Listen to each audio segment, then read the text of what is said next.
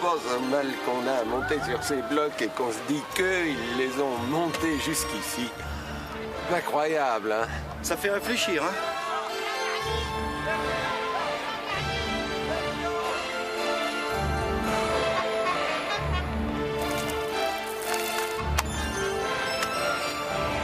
Regarde, ils creusaient la pierre du dessous pour rattraper le niveau si la pierre du dessus était trop haute. Et là aussi, hein, pour respecter parfaitement l'horizontalité de l'assise.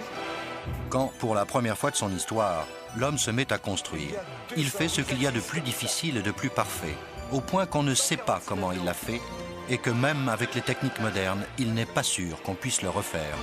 Ils n'avaient pas froid aux yeux, hein? 2 500 000 blocs se dressent jusqu'à 146 mètres.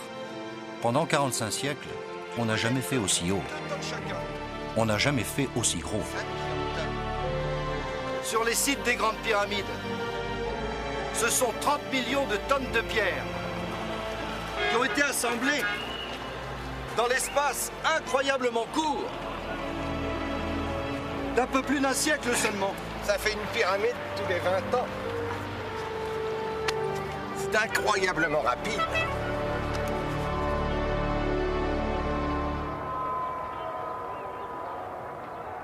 Comment ont-ils fait pour monter de tels blocs à de telles hauteurs? Et agencé avec autant de précision.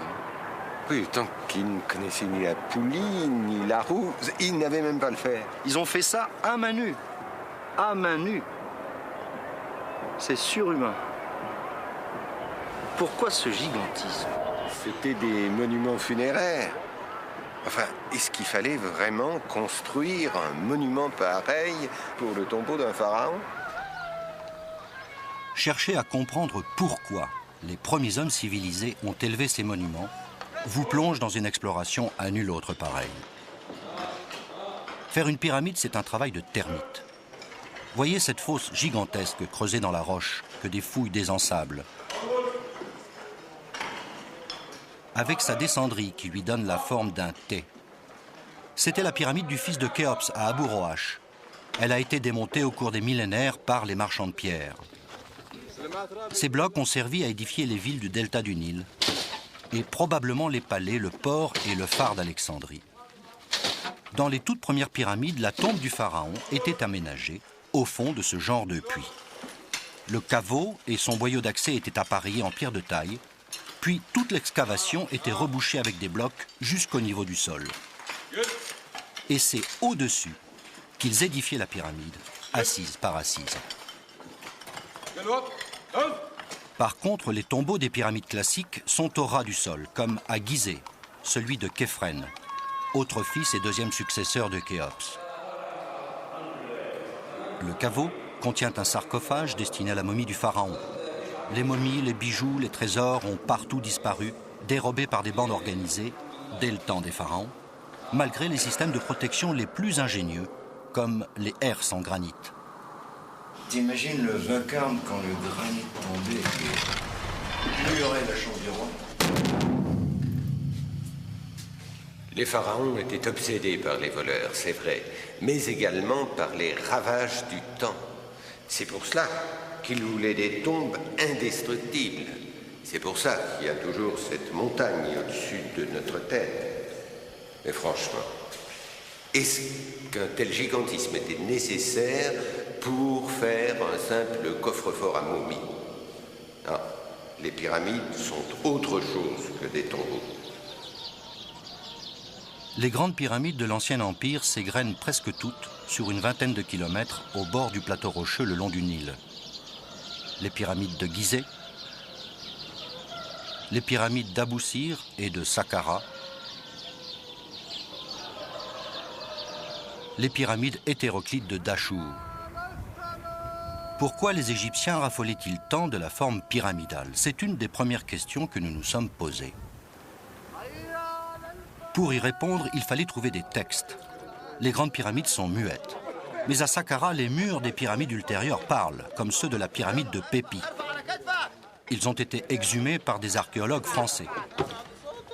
Le restaurateur en chef, Audran Labrousse, connaît ces hiéroglyphes par cœur et il savait où satisfaire notre curiosité. On passe les herses, là, tout ce couloir qui est une sorte de... Les 3 grosses herses. Voilà, les 3 grosses herses, c'est tout ce couloir une sorte de passage.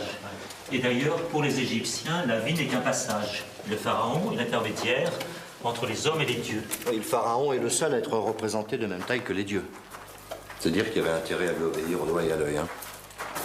Plus tard, à la fin de l'Ancien Empire, les textes des pyramides nous éclairent sur la pensée religieuse de l'époque. Et on trouve par exemple là un verset qui nous montre des échelles que le roi va utiliser pour monter au ciel. Et on voit que là, le roi pouvait grimper ici sur une échelle et sur un escalier gigantesque dressé vers le ciel. Pour la forme lisse de la pyramide, on a encore un autre verset qui va parler de rayons de soleil sur lequel le roi va pouvoir glisser pour accéder au séjour des bienheureux. Ce jour où Pépi monte sur le siège de Ré, le roi a piétiné pour lui ces tiens rayons de lumière comme un escalier sous ses pieds. La forme même de la pyramide évoquerait un faisceau de rayons pétrifiés de soleil que le roi pourrait gravir pour atteindre le séjour des bienheureux.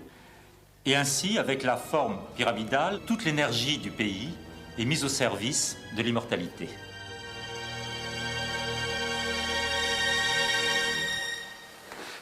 Il y a ce texte. Tu es petit, mon roi. Monte au ciel comme les faucons.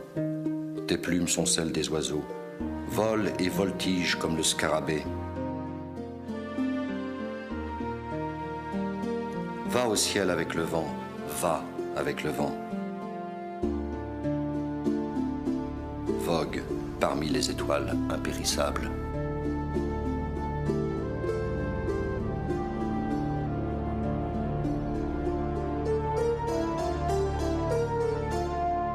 Ici, c'est un lieu extrêmement pur, c'est raréfié. Nous sommes au cœur de la pyramide, dans le Saint des Saints, c'est-à-dire au centre de tout cet énorme dispositif que constitue la pyramide, son temple funéraire et ses installations annexes. Ici, seule règne la magie des textes et leur puissance incantatoire. Les représentations figurées du roi, ses actions, ses hauts faits, vont être portées dans le temple funéraire, à l'extérieur de la pyramide. Les seigneurs qui ont des tombeaux beaucoup plus simples vont mettre dans le mastaba toutes leurs possessions.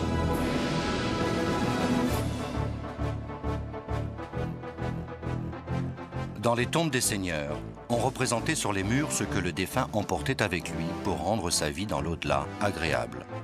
Ses propriétés, son bétail, son mobilier.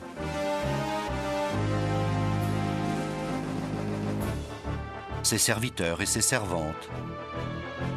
Ses enfants, naturellement. Son épouse. Ses musiciens et ses danseuses.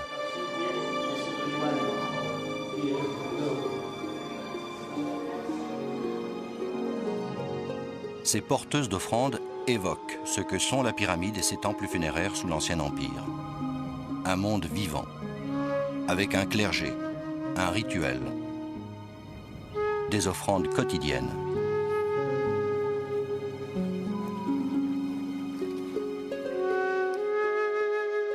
Ce monde-là est enfoui sous le sable et par le temps, depuis un si longtemps. Si on cherche à comprendre comment des hommes qui n'avaient pas plus d'outils que l'homme de Cro-Magnon se sont lancés dans l'épopée des grandes pyramides, on pourra peut-être saisir pourquoi ils les ont faites.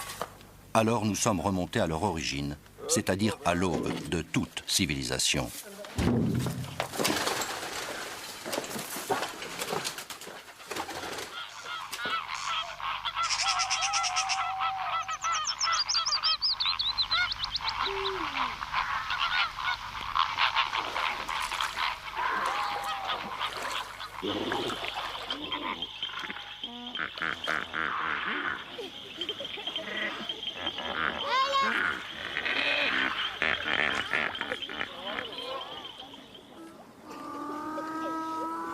Tout commence ici, sur les rives du Nil, il y a 5000 ans. C'était encore l'âge de la boue.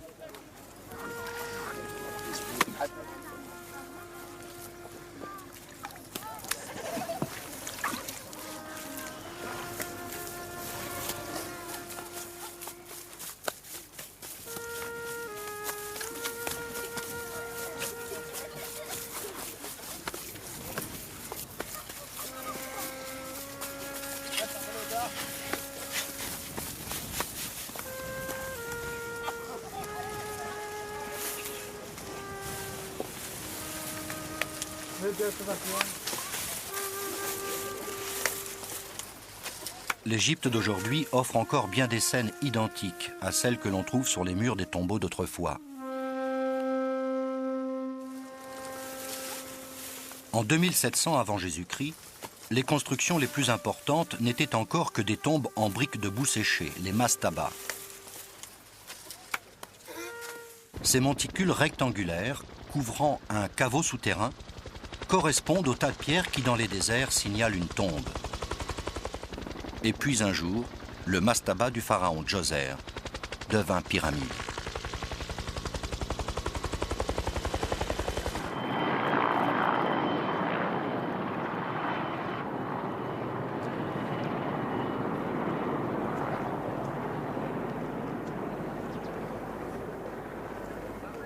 Ces pierres, c'est la révolution.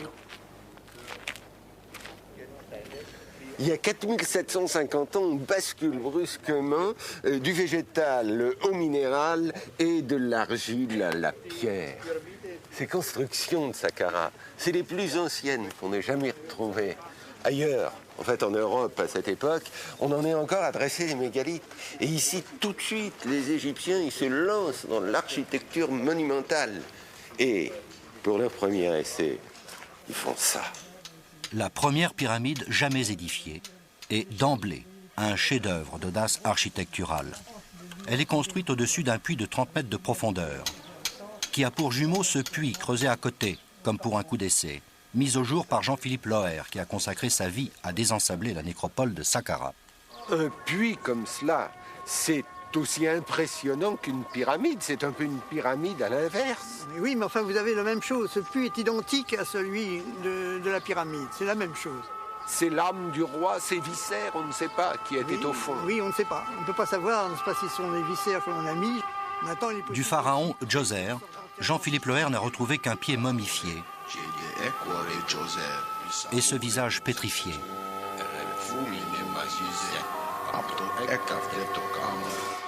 C'est la plus ancienne statue en pierre de taille humaine. Ouais. De là, Djoser pouvait continuer de surveiller le monde des vivants. Le personnage important, c'est quand même l'architecte, le génial Imhotep. L'homme des agrandissements par accrétion en pelure d'oignon. Il y a grosso modo à l'intérieur 24 contreforts, 24 couches de construction qui maintiennent la pyramide en s'arc-boutant l'une contre l'autre sur chaque face opposée. C'est-à-dire que la pyramide a tendance à s'effondrer sur elle-même et c'est ça qui assure la cohésion. Et surtout, ce ne sont pas quand même des murailles verticales, mais des murailles qui ont une pente. Donc c'est plutôt un rôle d'arc-boutant que de muraille verticale. Ça n'aurait pas tenu si ça avait été vertical.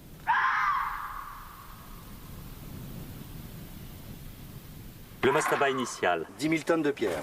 Et on ajoute encore 2 étapes. Une ceinture en pierre, puis un massif de maçonnerie qui va cacher 11 puits funéraires royaux. 40 000 tonnes de pierre. Mais c'est pas encore assez. Et on va rajouter au-dessus de tout ça les 4 degrés d'une pyramide. 2 premiers degrés, 2 autres degrés qui couronnent le tout. 200 000 tonnes de pierre. Mais ça ne suffit toujours pas. Et on va encore rajouter 6 gradins sur l'angle de cette pyramide à 4 gradins. Et là, avec les 2 derniers degrés, on obtient la hauteur fantastique pour l'époque de 60 mètres. Ça fait combien, ça? 650 000 tonnes de pierre. Donc on est passé de 10 000 tonnes de pierre à 650 000 tonnes de pierre. Mais alors, la main-d'œuvre a dû exploser. Il a fallu des dizaines de milliers de gens. Elle a explosé et ça traduit également une nouvelle organisation sociale de l'Égypte. C'est-à-dire qu'un pas a été franchi dans l'histoire de l'humanité avec cette réalisation d'Imhotep qui a dressé pour son roi ce gigantesque escalier vers le ciel. Pour que l'âme du roi puisse monter au ciel. Et il faut penser que tout ça s'est fait en moins de 30 ans.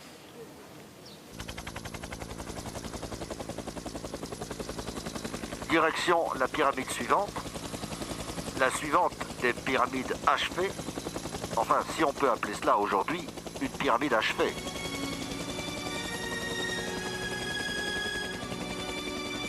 Le mystère de la construction des pyramides. C'est ici que nous y entrons vraiment. Ce gigantesque moignon est-il le cœur d'une pyramide géante inachevée, démolie, écroulée? Une seule chose est certaine, sa construction s'est effectuée en 3 étapes. Saqqara était une pyramide à 6 marches. Ici, à Meydoum, les architectes ont voulu faire encore plus haut, 7 marches. Dans un deuxième temps, ils sont passés à 8 marches. Puis, ils l'agrandissent encore. Et, pour la première fois, ils tentent de faire une vraie pyramide, une pyramide lisse.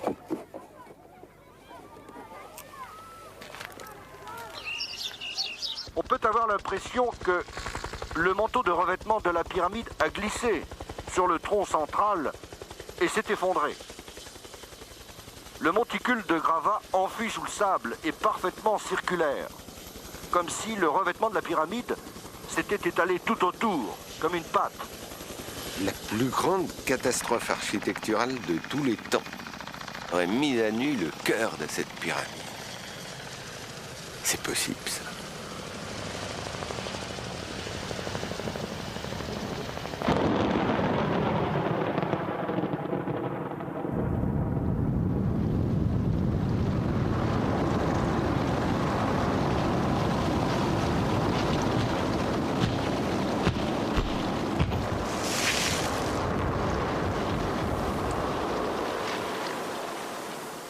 S'il y a bien eu une catastrophe, tu as 2 hypothèses. Ou bien, c'est par la suite des carriers qui, en prenant des pierres, ont provoqué un éboulement général. Ou bien, c'est des vices de construction qui ont conduit à un effondrement de la pyramide. À votre avis? Bon. Première hypothèse.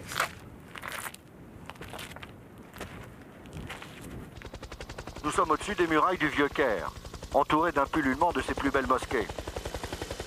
Tout ceci, toutes ces pierres transformées en murs ou en élégantes arabesques, proviennent des blocs de revêtement en calcaire fin, déjà polis, des pyramides toutes proches de Gizeh. Les Arabes, puis les Turcs, avaient trouvé plus simple de s'en servir comme carrière. On comprend mieux pourquoi les pyramides de Gizeh sont déshabillées. Il ne reste qu'un capuchon de revêtement au sommet de Képhren. Les carriers retiraient les blocs en partant des coins et en montant en oblique.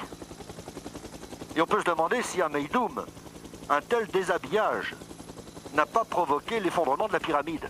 Autre hypothèse, le vice de construction. S'il y a vices de construction, il faut les chercher dans l'appareillage des blocs qui servent à combler les marches en escalier du noyau central de toute pyramide. Ces blocs de comblement sont eux-mêmes destinés à recevoir une dernière couche de blocs de parement biseautés.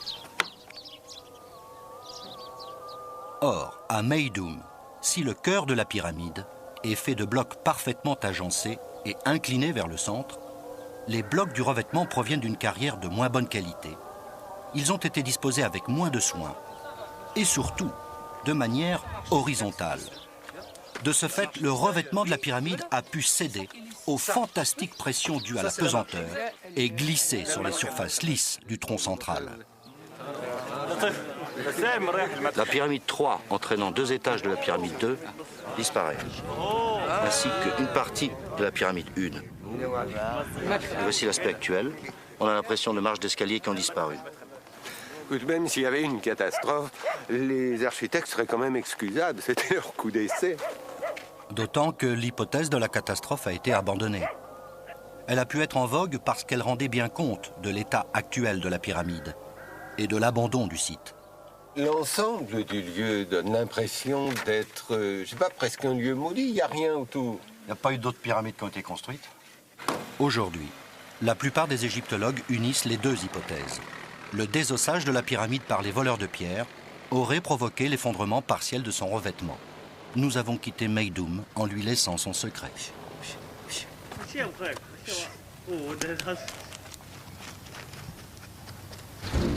Quelle surprise allait nous réserver la pyramide suivante.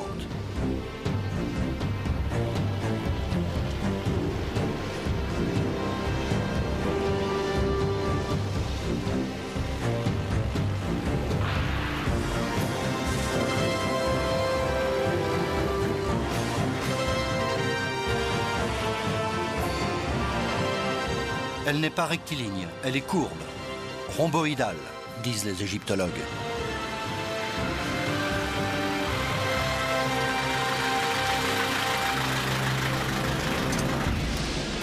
Étonnant, non? Ah, c'est aussi incroyable que la tour de Pise. Parce qu'ils ont commencé avec un angle, ils ont changé d'angle à mi-parcours.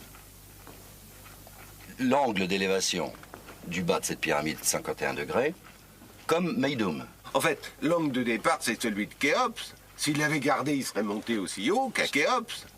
Au départ, ils avaient fait une première pyramide massive, hein, et puis ils ont eu des ennuis, ça n'était pas stable. Des affaissements se sont produits dans le plateau rocheux. Il y a eu des fissures dans le couloir, dans les chambres. À ce moment-là, la pyramide a été élargie sur les côtés. Ils ont fait comme des contreforts.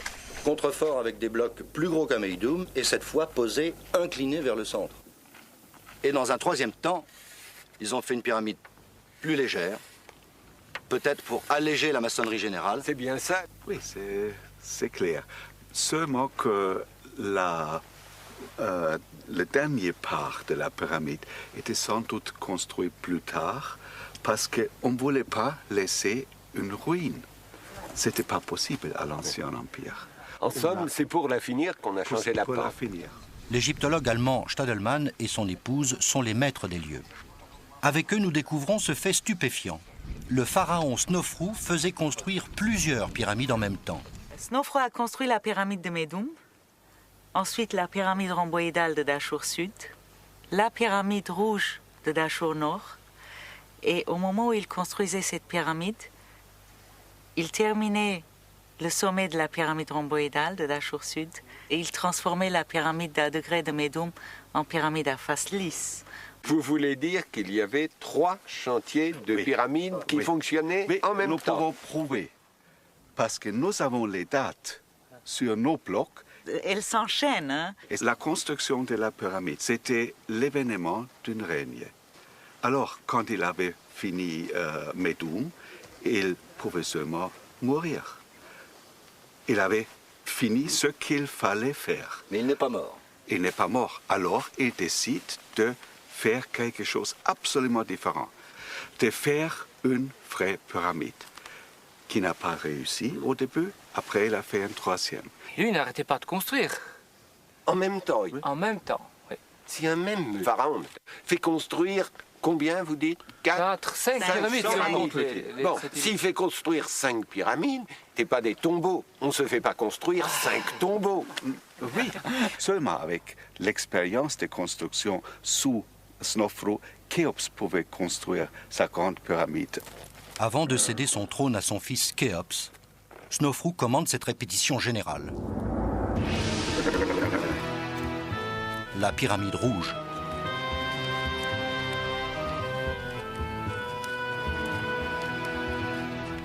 Ça, c'est la pyramide suivante, la petite sœur de la courbée, la pyramide rouge. Et donc, elle a une pente nettement plus faible, beaucoup plus douce. Une pente de 43 degrés. Quand le sable s'écoule, il forme une pyramide qui a une pente naturelle de 43 degrés. Cette fois, ils n'ont pas pris de risque. Manifestement, ils ont voulu éviter d'avoir ici les ennuis qu'ils ont eus là-bas. Ils ont amélioré leur technique. Ici, ils ont utilisé des blocs encore beaucoup plus gros, très bien équarris, à peu près tous de la même taille. Et ils ont installé le tout sur un plateau rocheux très solide, soigneusement sélectionné, pour éviter ce qu'ils ont connu à la courbée, édifié sur un sol beaucoup trop mou. La courbée et la rouge, elles sont, c'est vrai, très imposantes, mais sont décevantes au regard quand même. Elles ont un air tassé. Les architectes égyptiens le savaient bien puisqu'ils essayaient d'avoir un angle plus favorable. Ils n'y sont pas arrivés. Et là, ils maîtrisent complètement la technique de la pyramide. Et alors, ils vont essayer d'avoir l'angle idéal, l'angle de majesté, la perfection géométrique, mais surtout sur le plan artistique, c'est celui-là, 52 degrés. Alors maintenant qu'ils savent tout, ils peuvent se permettre de se lancer dans le chef-d'œuvre, Khéops.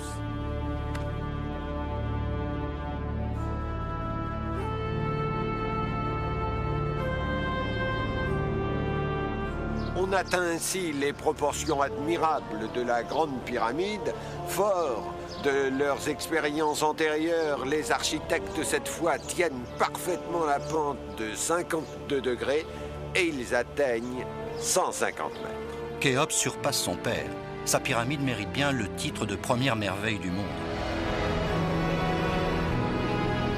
2 500 000 blocs, ajustés au millimètre près, ont résisté à l'usure du temps, au tremblement de terre, à la rapacité des hommes.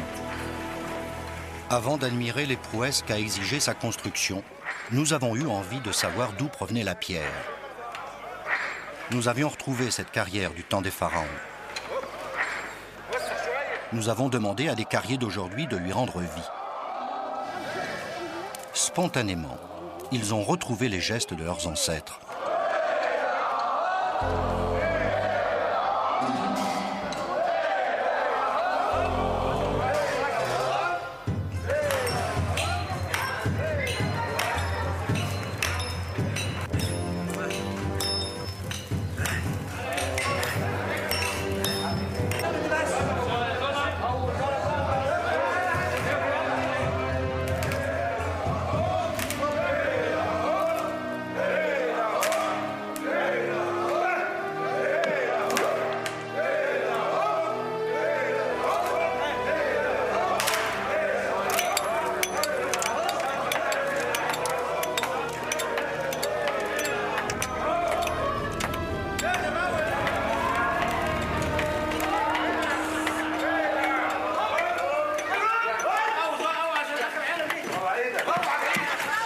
Près de ces mégalithes de dizaines de tonnes, abandonnés après avoir été arrachés à la voûte de la grotte qu'ils avaient creusée, on réalise le labeur des premiers carriers de l'histoire.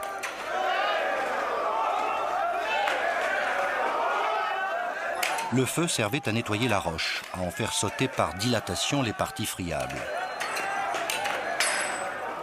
Pour extraire un bloc de la paroi, ils utilisaient les failles, et quand elles n'existaient pas, ils les créaient, en creusant une ligne d'entaille qu'ils bourraient de coins, sur lesquels ils tapaient jusqu'à ce que la roche se lézarde.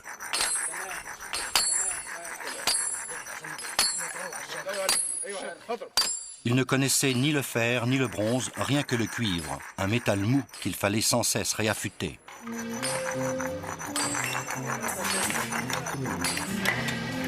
Ils utilisaient aussi du bois dur, de sycomore, en guise de pic et de maillet.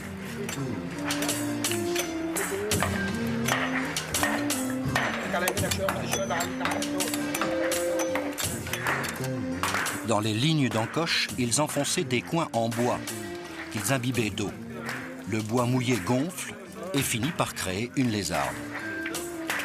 L'opération est répétée sur plusieurs côtés du bloc que l'on veut extraire.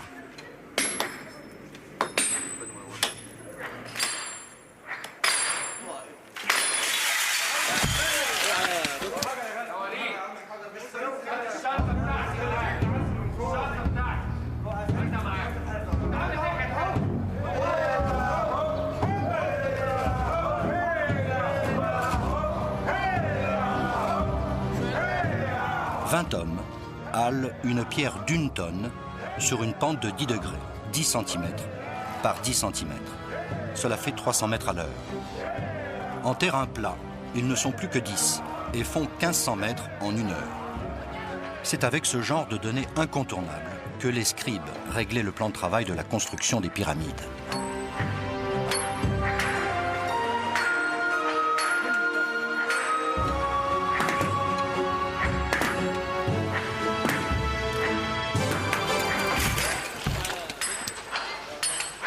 زعلان منك اعملها في ساعة واحدة مش مشكلة لقيته فين اللاب؟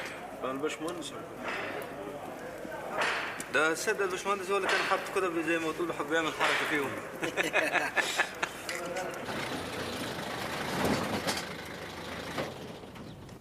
Pour l'essentiel, la pyramide était quand même ancrée. Ouais.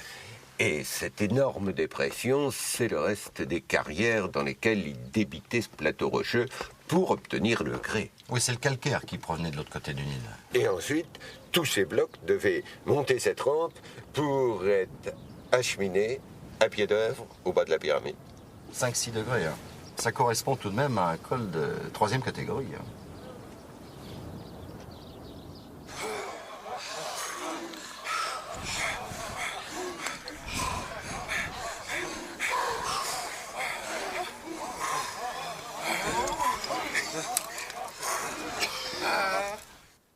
maintenant, la question, comment ont-ils construit ces ouvrages surhumains? Ils ont commencé par dénuder jusqu'à l'os ce plateau rocheux de Gizeh. Ils l'ont creusé, ils l'ont raboté, mais sans explosifs, sans bulldozer, à la main. Pour attraper une pente, comme sous la pyramide de Khéphren, sur la partie inférieure de la pente, ils pouvaient poser des blocs allant jusqu'à 100-150 tonnes, uniquement pour attraper le niveau. Bloc gigantesque. Une ligne de trous était creusée dans le plateau rocheux, le long du périmètre, et leur servait de repère. Et rempli d'eau, servait de niveau à eau. Le périmètre de Khéops était parfaitement carré au 5 millième près, et l'angle d'élévation était rigoureusement exact. Ce détail est magnifique. On voit tracé sur une des pierres de la pyramide la pente en rouge du parement.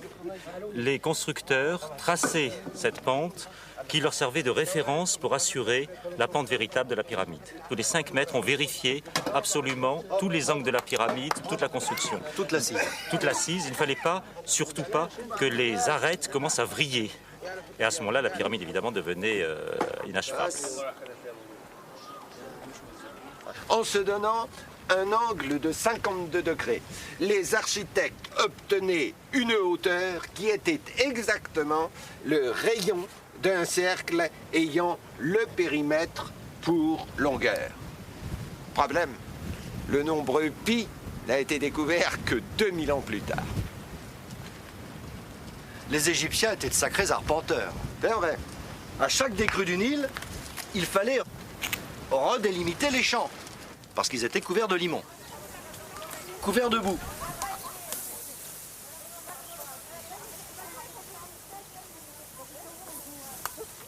Alors tu me diras que de l'arpentage à la géométrie, il n'y a qu'un pas que les géomètres royaux ont allègrement franchi. Mais du calcul des surfaces planes au calcul des volumes, il y a un véritable bond de l'esprit. Les Égyptiens connaissaient peut-être pas la roue, mais ils connaissaient le tambour. Et alors? Ça. Ça mesure. En le déroulant? Ils utilisaient le nombre pi comme M. Jourdain utilisait la prose, sans le savoir. Les Égyptiens utilisaient sans doute un tambour pour déterminer les côtés des pyramides. Si ce tambour a pour diamètre l'unité de mesure de l'époque, c'est-à-dire la coudée royale, et qu'on le développe, on obtient à chaque tour de roue 3, 14, 16 fois la coudée royale. Et toute la pyramide se trouve en proportion avec le chiffre pi. Ils se fixaient une hauteur et ils en déduisaient les dimensions de la pyramide. Mais concevoir une hauteur pareille, c'était drôlement audacieux. Incroyable. Quand Eiffel a voulu passer 150 mètres, on a pensé que c'était fou. Hop! Comment passait-il d'une conception aussi précise à la fabrication? Au pied de Khéops, les tailleurs de pierre qui restaurent les petites pyramides annexes utilisent à peu près les mêmes outils et les mêmes méthodes qu'au temps des pharaons. Avant de les expédier là-haut, les tailleurs vérifiaient d'avance l'agencement des blocs sur des planchers oscillants. Et ils en lissaient les surfaces de contact à la scie.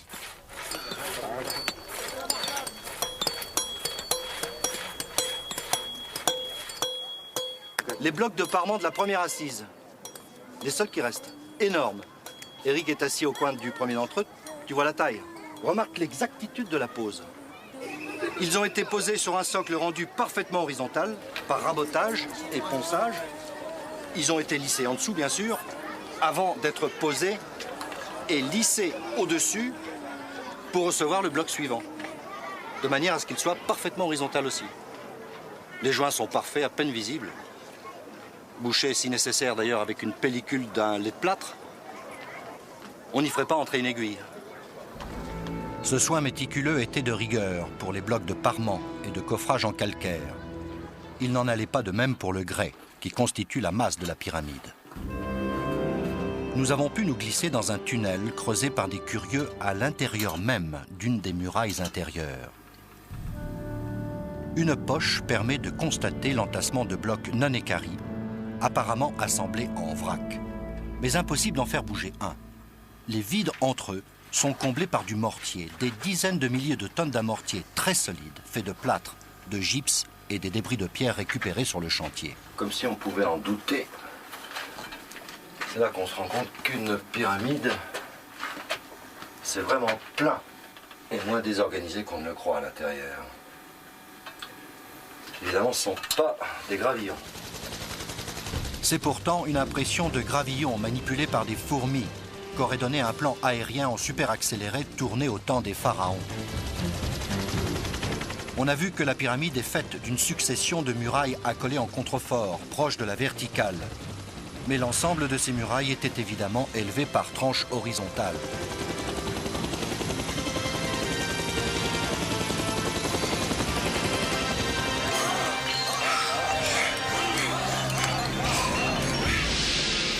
On est bien loin des 150 mètres d'altitude et de la 210e assise. Il faut se poser la question, comment faisait-il pour apporter les blocs jusqu'ici? Ça, c'est un vrai casse-tête. Il n'y a que deux solutions possibles, hein. C'est les rampes ou les machines. Tu crois plutôt aux machines ou aux levées de terre, toi? Et toi?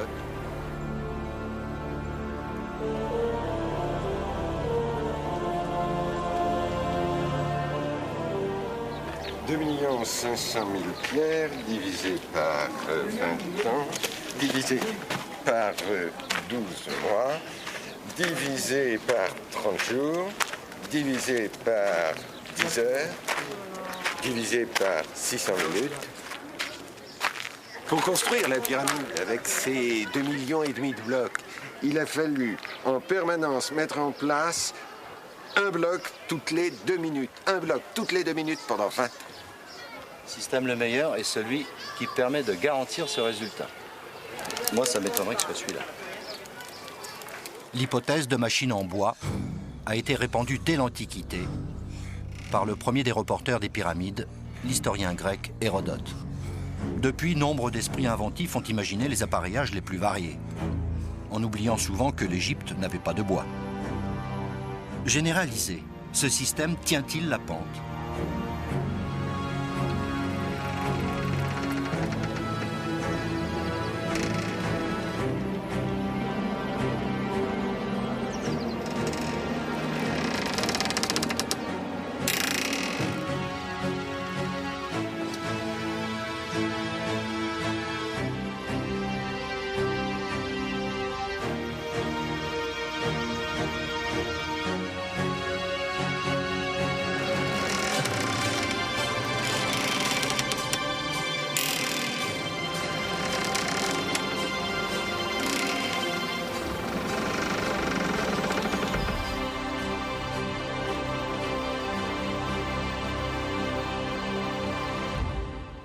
Ça fait une forêt de machines. Hein. T'imagines ça, là, sur la pyramide? Mais à grande hauteur, un coup de vent, les machines, les blocs, les hommes, tout tombé. Accident en cascade.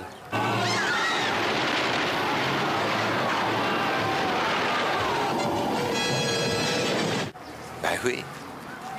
En tous les cas, il n'y a de traces de ces machines nulle part et aucune représentation sur aucun bas-relief. Aucun. Puis ça peut aller pour 2-3 tonnes. Ça pourrait pas aller pour des blocs de dizaines de tonnes.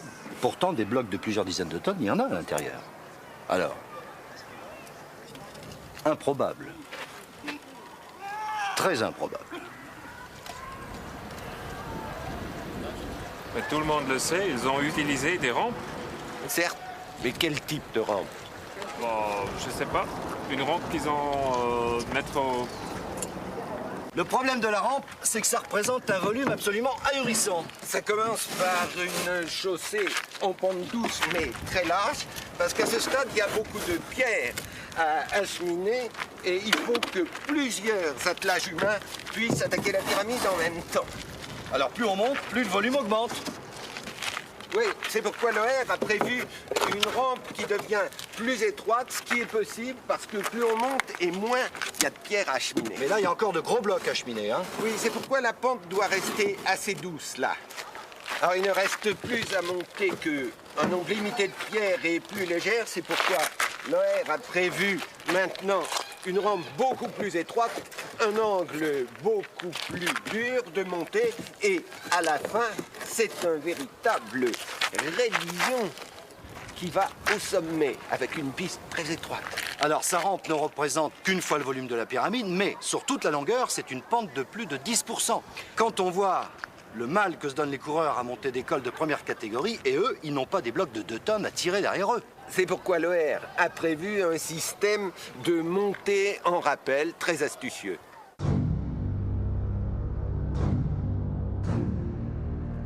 Quand la pente était plus dure et les pierres plus lourdes, les hommes les faisaient monter en descendant. Et pour ça, les cordes de halage coulissaient sur d'énormes poteaux en bois de cèdre, des poteaux huilés. On montait ainsi jusqu'au premier poteau et puis on passait les cordes au poteau suivant et ainsi on progressait de poteau en poteau jusqu'au sommet.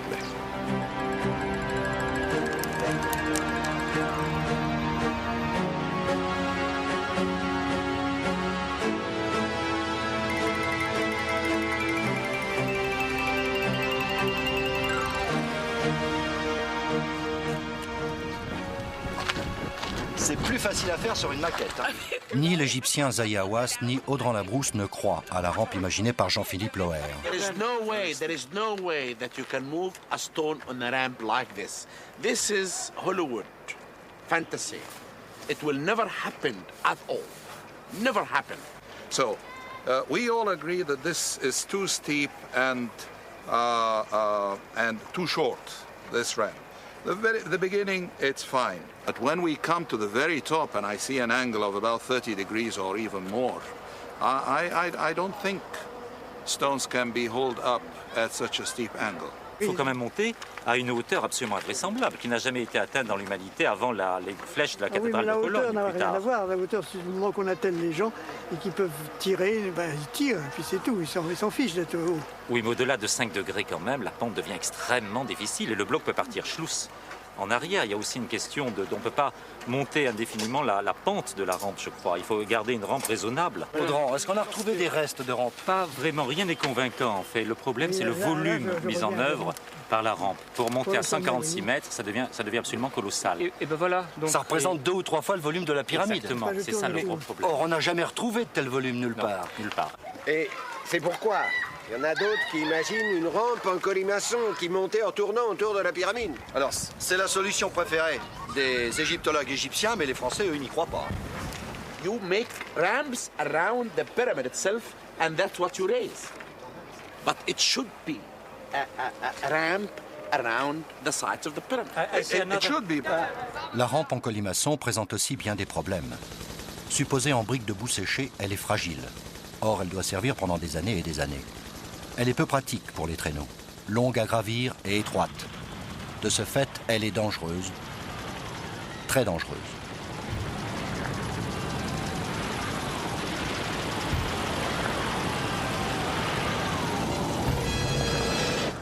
You have to check all the times the slope of the corners. You have to see them the right slope. to cross the measures. to... Because otherwise the 4 corners will never reach. Then what's your theory? I have no precise he's theory. quite right. Because you have to monitor the true pyramid form. L'ouvrage est noyé sous la terre, ce qui gêne le contrôle permanent de l'angle d'élévation sur ses 4 côtés. La pyramide risque d'être de guingois. How can you pass the corner with the people pulling the ramp? When they arrive in the corner, the stone is still somewhere here. You have to bring the stone in the corner and then turn.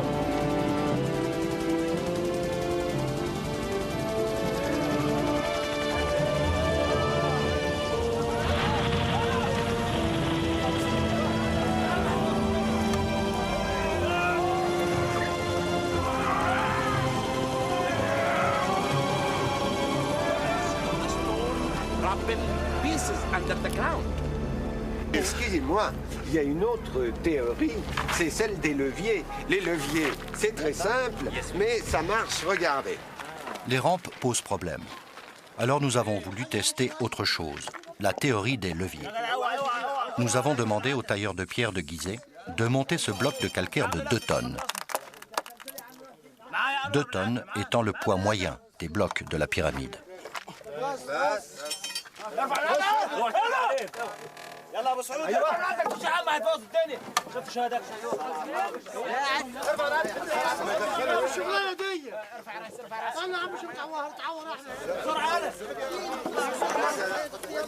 خش يا عم دوس على المرجحة.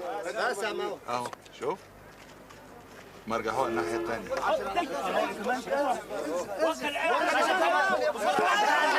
«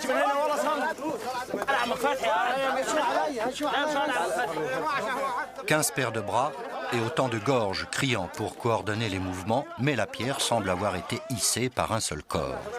Levage et mise en place sur l'assise supérieure leur ont pris 45 minutes. Ces professionnels le faisaient avec un bloc aussi lourd pour la première fois. Avec l'habitude, les ouvriers du pharaon devaient aller beaucoup plus vite.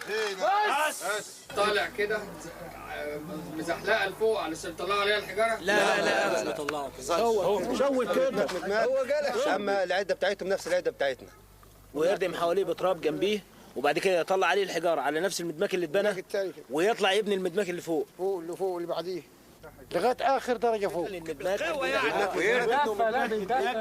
طويله وكان بيعلقوا في اخرها الحجر وينزلوه مثلا بالافيال مثلا او حاجات تقيله بيبنوا مدماك ويبنوا مدماك ويردموه تاني لما بقى وصلوا الهرم العالي ده وصلوا فوق لاخر حاجه الهرم بقوه يعني بالدافع جامد بقوه ولا بالعقل؟ لا بالقوه بالعقل امال هو ايه؟ لازم القوه. Même si on trouvait une théorie parfaite, rien ne dit que c'est celle-là même qui aurait été utilisée. Ça reste de la spéculation. C'est tout. On ne peut pas. Moi, je ne croirais une théorie quand il y aura une preuve archéologique, c'est-à-dire un bas-relief, un texte, une pyramide inachevée, enfin quelque chose. On peut espérer que le hasard. Ça peut être demain ou ça peut être jamais. La construction des pyramides, pour l'instant, reste toujours un mystère. There is no mystery about building the pyramids. It's only that we are ignorant. We don't have enough information to be able to solve the problem. Till now, there is 70%, in my opinion, of the Egyptian monuments still underneath. And ça peut être le hasard d'une découverte heureuse.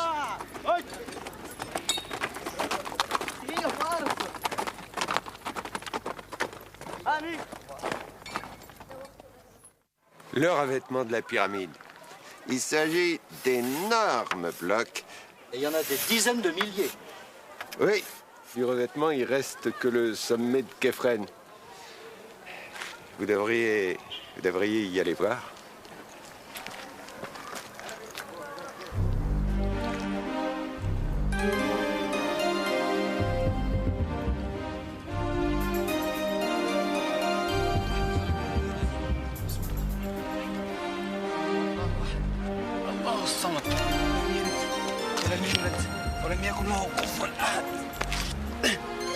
La légende de ceux qui disent que plus on monte, plus les pierres sont petites, on prend un coup. Hein.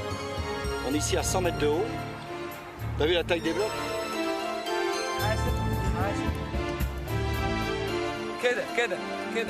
C'est plus raide qu'à Khéops, hein. 53 degrés au lieu de 51. Les blocs de revêtement en calcaire qui, au sommet de Képhren, ont échappé à la rapacité des marchands de pierre, sont d'une taille impressionnante. Leur insertion en écaille, au bord du vide, jusqu'à 140 mètres de haut, est une prouesse qui défie l'imagination. Ils construisaient des assises qui dépassaient largement la surface définitive, ce qui leur donnait un escalier pour pouvoir monter les pierres. Ils prenaient grand soin de biseauter les pierres d'angle et de bien tracer l'arête qu'ils peignaient d'ailleurs en ligne de visée. En montant. Tout en montant, pour être exactement dans la perspective du sommet. Et puis, une fois arrivé en haut, il biseautait alors, assise après assise, évidemment avec des pertes de pierres énormes, mais l'avantage, c'est qu'ils avaient toujours la surface nécessaire pour faire ce travail. C'est en redescendant du haut vers le bas qu'ils coupaient et polissaient la surface de la pyramide.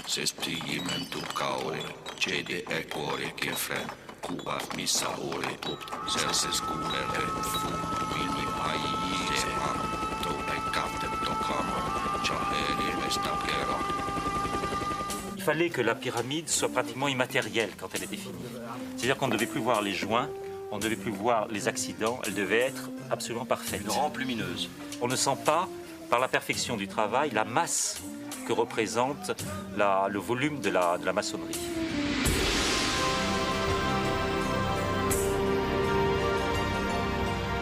Tous ces millions de mètres cubes de pierre ne se voient plus du tout. Là, la pyramide devient une forme complètement abstraite, presque immatérielle. C'est un monde irréel, c'est à la fois un monument d'éternité, la pyramide, et en même temps, il y a toujours cette idée d'ascension, et d'ascension vers l'immatérialité, vers le séjour des dieux, vers le ciel. Le résultat fini est presque magique en quelque sorte. Le polissage rendait la pyramide resplendissante au soleil, l'astre de Pharaon. Oui, mais, du vivant de Pharaon, il y avait ici cette entrée monumentale. Et à sa mort, on introduisait sa momie dans la pyramide par cet étroit boyau, on la plaçait dans le sarcophage, et puis l'ouverture était bouchée, la surface était parfaitement polie, et alors la pyramide avait cet aspect définitivement clos. Ce sont les Arabes qui ont creusé ce tunnel au XIIe siècle, directement dans la maçonnerie.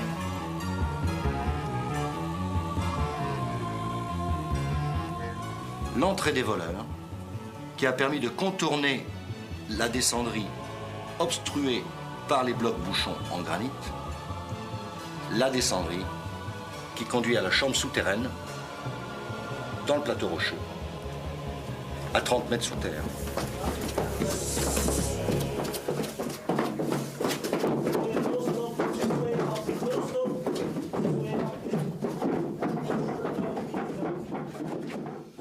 Comme Djoser, Khéops avait prévu d'être enterré sous sa pyramide, d'où cette chambre souterraine, creusée très profondément dans le roc. Il faut imaginer les conditions effroyables de travail, sans air, à la lueur de torches qui épuisaient l'oxygène, dans une chaleur et une poussière infernale, avec l'obligation de déblayer ce trou à ras des gravats qui s'accumulaient par un boyau d'accès particulièrement étroit. Cette chambre n'a jamais été complètement évidée. Les travaux étaient abandonnés. Et on a l'impression que lorsque l'ordre a été donné d'arrêter les travaux, ils se sont arrêtés subitement, sans même se donner la peine de donner quelques coups de pic pour faire sauter ces derniers bouts de rocher. On s'attend presque à retrouver des outils abandonnés.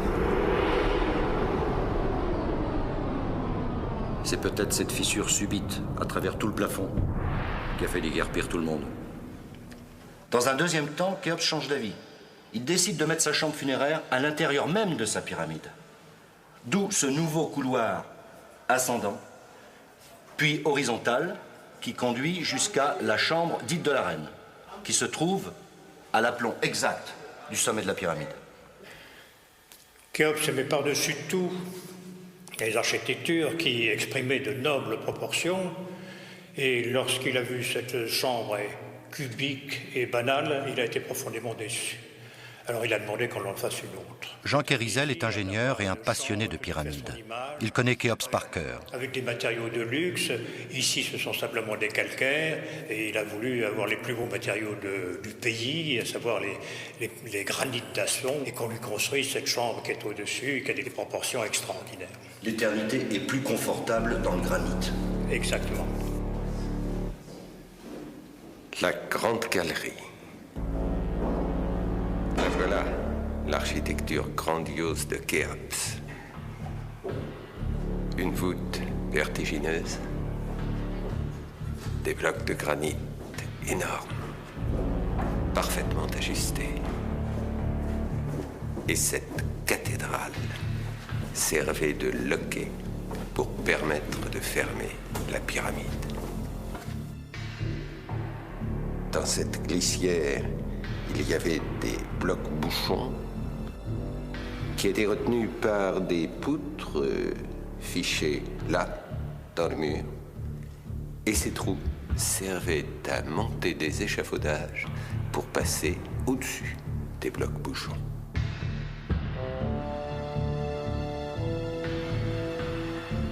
Pour fermer la pyramide, donc déverrouiller le système et...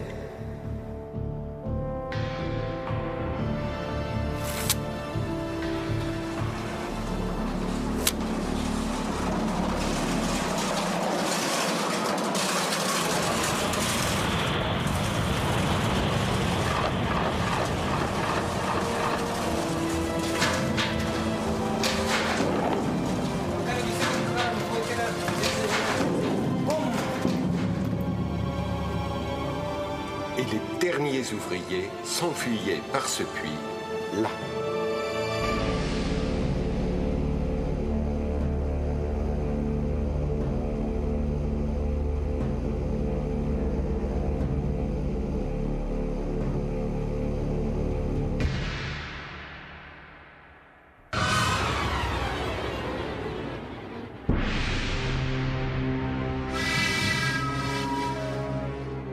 Toutes ces fissures, lorsque se sont rompus ces poutres, ça a été un bruit de canon terrifiant. Car ça a été la panique dans toute la pyramide. La panique d'autant plus que le bruit s'est amplifié par réflexion sur les parois de la chambre du roi. Mais justement, cette chambre du roi, Khéops avait voulu la protéger du dessus. Et c'est là précisément qu'il a fait un contresens mécanique. Il a fait ces chambres de décharge qui d'ailleurs, on le voit, ressemblent pas beaucoup à des chambres. C'est extrêmement difficile de pénétrer dans ces chambres. Dans la grande galerie, l'échelle qui nous a permis de partir en expédition. Le boyau creusé par les égyptologues au XIXe siècle. Les 5 chambres à faux plafond constituées de poutres de plusieurs dizaines de tonnes. Elles ont bien sûr été glissées en place à flanc d'assises, au fur et à mesure que s'élevait la pyramide.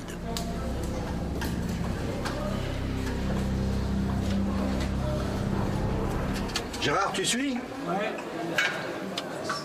Il a fallu escalader des monolithes qui semblent avoir été posés là par des titans, dans une poussière accumulée depuis la nuit des temps, dans la chaleur dégagée par le flot ininterrompu des touristes du dessous.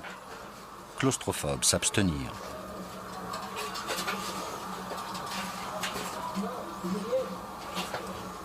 C'est ahurissant. Faut voir l'épaisseur de ces poutres, hein. De 2 à 3 mètres. C'est ahurissant. Première chambre de décharge. Un petit peu basse de plafond. Mais enfin, Au moins, on peut s'asseoir, on va pouvoir s'expliquer. La raison d'être de ces chambres de décharge, de ces faux plafonds, c'est d'amortir et de détourner les fantastiques pressions qui sont au-dessus, c'est-à-dire tout le poids de la pyramide, des millions de tonnes. La maçonnerie en calcaire a cédé sous la pression.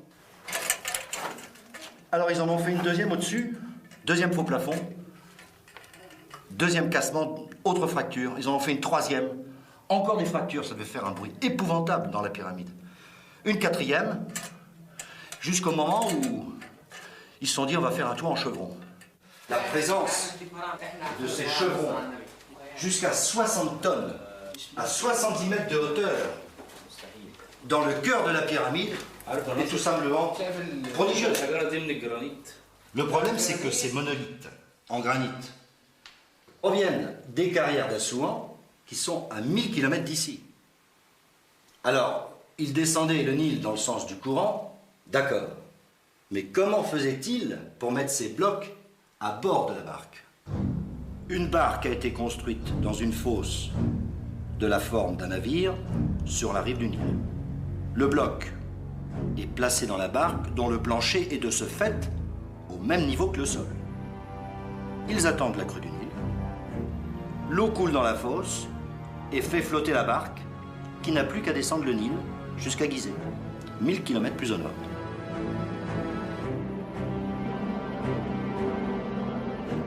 Et pensez qu'ils ont transporté des obélisques pesant jusqu'à près de 1000 tonnes. Il y a des bas-reliefs de cela. Une fois arrivé par le canal au bas du plateau de Gizeh, la barque est amarrée non près du quai, mais au-dessus de la rampe de débarquement.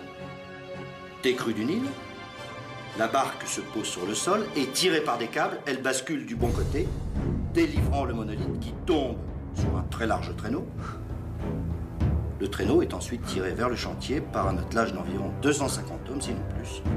Le problème, c'est que c'est une pente forte et qu'il faut monter jusqu'à 70 mètres de haut. Comment ont-ils fait? Mystère. Maganine. C'était des infirmes à vie et la preuve, la vision de quelques vertèbres d'ouvriers de Khéops comparées à des vertèbres de nobles. Tassement de la colonne vertébrale chez l'ouvrier. Tassement avec une formation de bec de perroquet et ostéoporose montrant les efforts considérables sur la colonne vertébrale.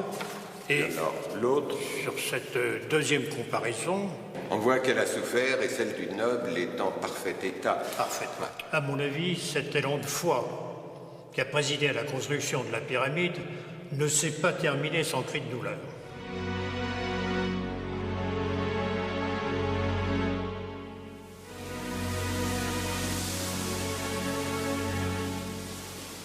Il y a aussi le mystère des conduits. Le conduit nord pointe exactement l'étoile polaire. Les conduits de la chambre du roi traversent toute la maçonnerie.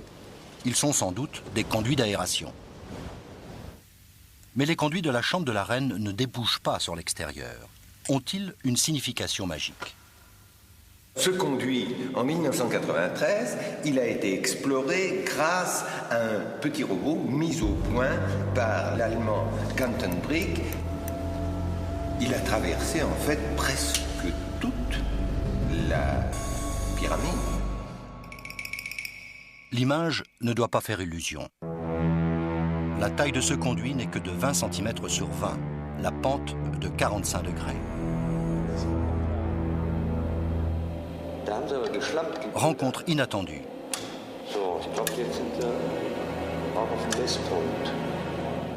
Une araignée. De quoi se nourrit-elle donc? De momies d'araignées? Le conduit visité pour la première fois depuis 4500 ans apparaît tel que les ouvriers du pharaon l'ont appareillé, propre et de plus en plus lisse, au fur et à mesure que le robot le gravit.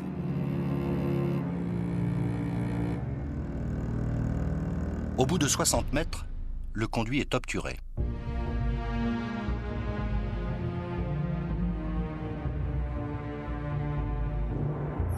Un morceau de cuivre brisé. Il provient d'une des poignées qui arment la dalle de fermeture. Et derrière, une cavité peut-être? En tout cas, ce conduit ne débouche pas sur la face extérieure qui est encore à une quinzaine de mètres. Il est probablement symbolique. Chaque année, lors de cette nuit capitale pour les Égyptiens, qui annonce la crue fertile du Nil, le conduit sud de la chambre du roi pointe exactement à un moment donné l'étoile Orion, siège du dieu de la mort Osiris. Tandis que ce conduit sud de la chambre de la reine pointe l'étoile voisine Sirius. Sirius, demeure d'Isis, déesse de la fécondité. Ce conduit permettait-il à la momie du pharaon d'inséminer l'étoile mère et ainsi de renaître parmi les étoiles, avant de voguer à bord de sa barque céleste parmi les constellations divines.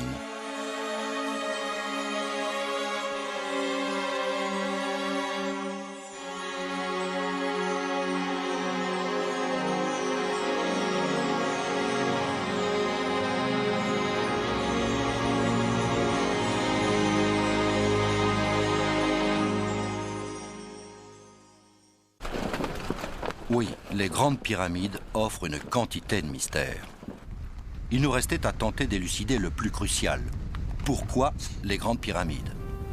Cette question soulève tempête.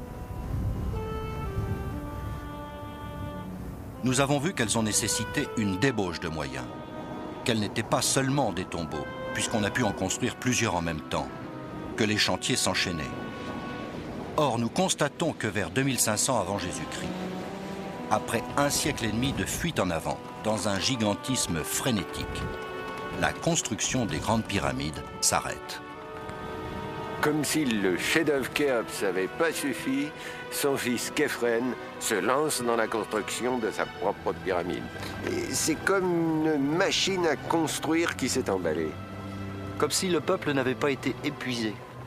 Il a fallu que Khéphren fasse une pyramide de presque le même volume que celle de son père, et il s'est arrangé en la faisant construire plus haut sur le plateau rocheux et en lui donnant une pente plus raide pour faire une pyramide qui soit finalement plus haute que celle de son père. Oui, mais quand même, l'aménagement intérieur est beaucoup plus simple. Moi, je crois qu'il n'a pas voulu se compliquer la vie, ni surtout celle de ses ouvriers. Alors, la pyramide suivante, c'est celle de son fils, Mykérinos. Et son volume n'est que le 10e de celui de la précédente. Ouais. Et le fils de Mykérinos s'est contenté de se faire enterrer dans un simple mastaba. Il est très gros, mais ce n'est plus une pyramide. Ce sont tout de même des blocs d'une taille digne d'un pharaon. Mykérinos marque le point final de l'épopée des grandes pyramides. Pourquoi cet arrêt? Ça, c'est la grande question. Si, dans 4000 ans, des archéologues essayaient de comprendre pourquoi les hommes sont arrivés sur la Lune en 1969 et ils ne sont jamais allés plus loin, et ils n'y sont jamais retournés, et ils se sont contentés ensuite de tourner autour de la Terre, eh bien, il faudrait qu'ils comprennent que les Américains se sont dit « Bon, on a relevé le défi des Soviétiques, ça suffit comme ça », et du même coup, ils comprendraient toute la philosophie du programme Apollo. Donc, si on comprenait pourquoi, à ce stade, les Égyptiens cessent de construire des pyramides géantes, du coup, on comprendrait pourquoi, 100 ans plus tôt, ils se sont lancés dans une telle démesure.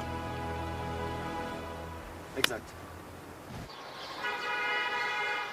Début de réponse à l'Institut français d'archéologie du Caire avec Michel Beau.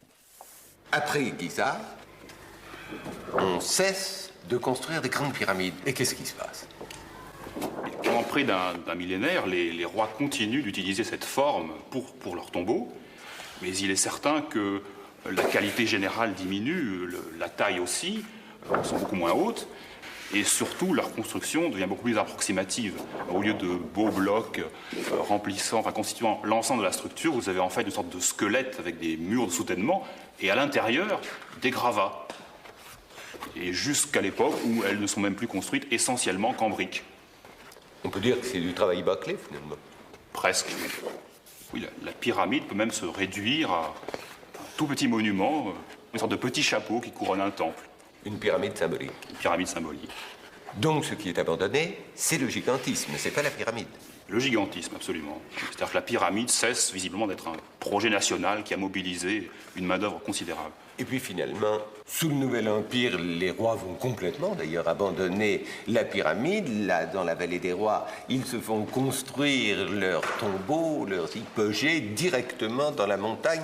D'ailleurs, certains ont dit que cette montagne, elle avait une forme de pyramide, que c'est désormais la montagne qui constitue la pyramide.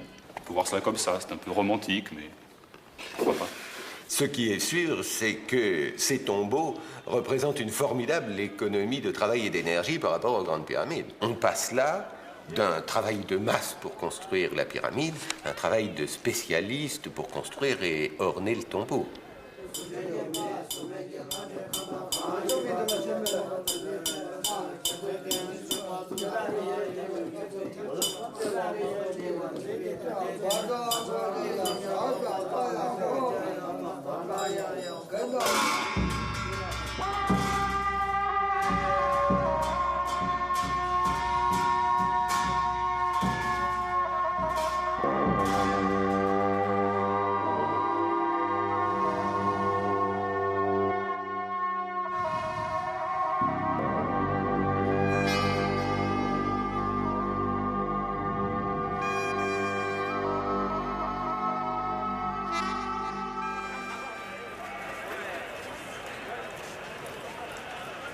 Dans un cinéma du Caire, essayons d'imaginer ce qui a justifié, pendant 150 ans, la construction d'une dizaine de grandes pyramides.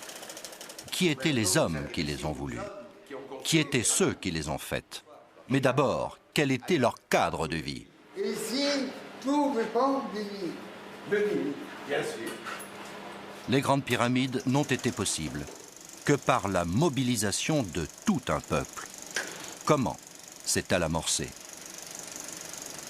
Ce sont des archives d'avant-guerre qui nous montrent à quoi ressemblait le Nil 3 ou 4 mois par an avant qu'on ne construise le fameux barrage d'Assouan. Pendant la crue annuelle du fleuve, on le voit bien, toute la vallée était inondée d'un escarpement du désert à l'autre.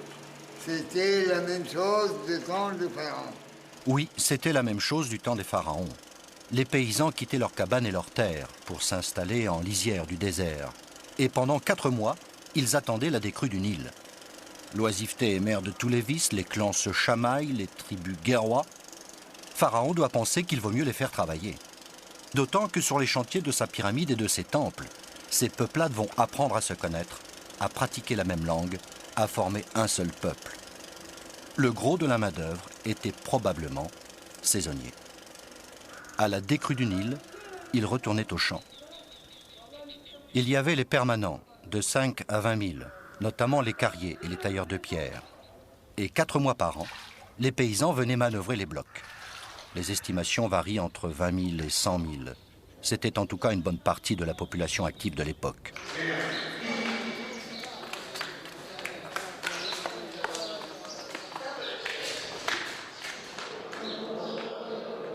De leur temple, les grands prêtres, qui dirigeaient tout, faisaient valoir aux paysans qu'il en allait de leur salut. L'homme ne vit pas de foi seulement, mais aussi de pain. Cette masse énorme de travailleurs, il fallait la nourrir, il fallait l'encadrer, la diriger.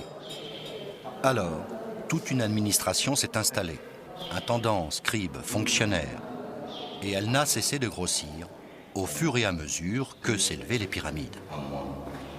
Cette élite dirigeante a fait de l'Égypte une machine à construire, ce qui confortait son pouvoir et celui de Pharaon.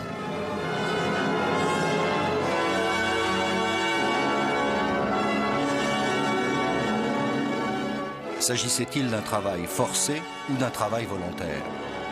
Les péplums américains comme la Bible ou les 10 commandements ont popularisé l'idée d'un travail d'esclave.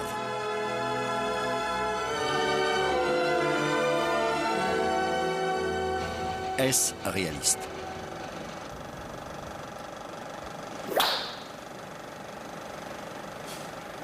Une armée de 50 à 60 000 forçats, 2 gardes-chiournes derrière chaque équipe. Difficile à croire. C'est du cinéma. Il n'y a pas de tradition d'esclavage dans l'Égypte ancienne. L'esclavage était volontaire. Regardez. Eh oui. On a fait ça pendant la construction du barrage d'Assouan. Par son gigantisme, le barrage d'Assouan, érigé par Nasser, est comparable à une pyramide à l'envers. Sa construction a pu prendre des allures d'épopée. Les meilleurs se pressaient pour aller y travailler. C'était relativement bien payé. Derrière la propagande de l'époque, il y avait une réelle ardeur populaire. Quand un ouvrier rentrait au village, on l'écoutait avec admiration.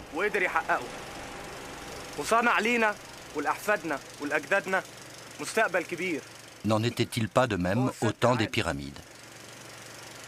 اشتغلت هناك في أسوان حوالي 5 سنين. فتحت تقولوا لقيت ايه؟ ان اكون في أسوان. كلنا اتأكدنا ان جوه الصندوق ده اكيد فيه مجوهرات او فيه فضة او فيه حاجات من العصر الفرعوني. لقى جوه صندوق تاني. ايوه. انت معايا؟ امال بتبص هنا ليه؟ لقيت جوه ورقة بردي. فبصيت له لفوق قلت له ايه؟ قال لي انا بهزر. Vous imaginez, disons des pharaons. On devait leur donner de bonnes raisons d'être volontaires. Mais la principale devait être religieuse. En construisant la pyramide du pharaon, ils assuraient leur propre survie dans l'au-delà, et pour ce peuple, ça devait être essentiel. D'ailleurs, des nobles aux ouvriers, Ils rêvaient tous que de se faire enterrer près de la pyramide, l'escalier mythique qui emportait Pharaon au ciel. Et eux aussi. La nécropole des nobles, c'est un petit côté HLM.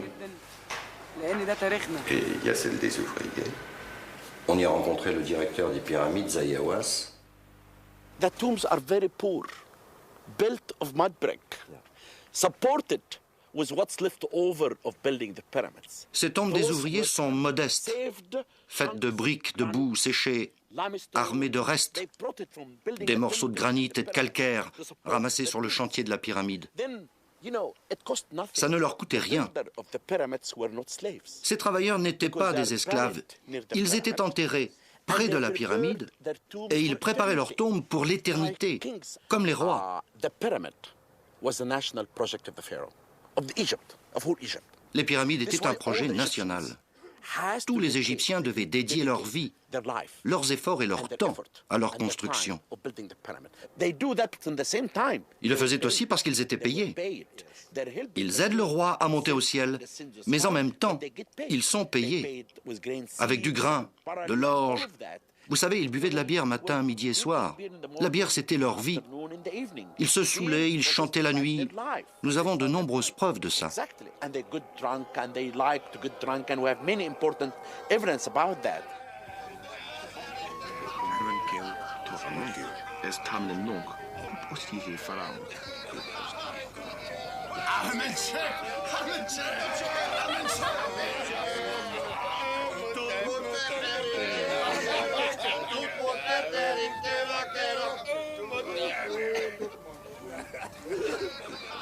We found in a place called Abu Sir two important war reliefs. Nous venons de découvrir des bas-reliefs à Abu Sir, montrant des travailleurs tirant le pyramidion qui coiffe le sommet de la pyramide, et des gens qui chantent et qui dansent. J'en conclus que l'achèvement de l'édifice était l'occasion d'une grande fête.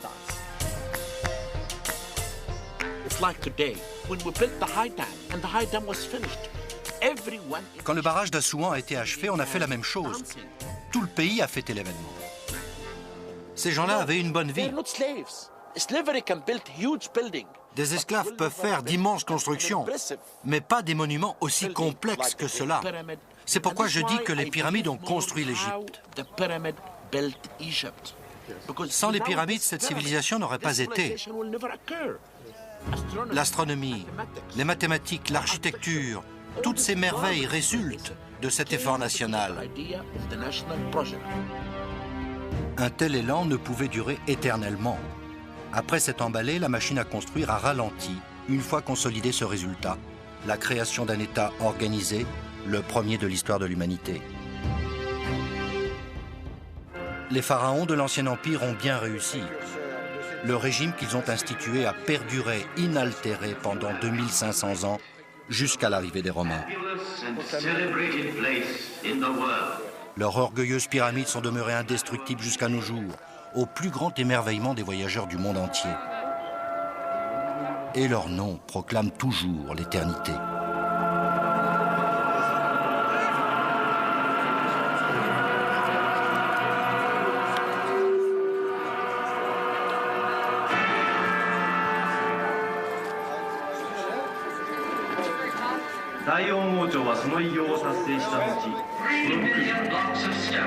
Kafra, Menkaura,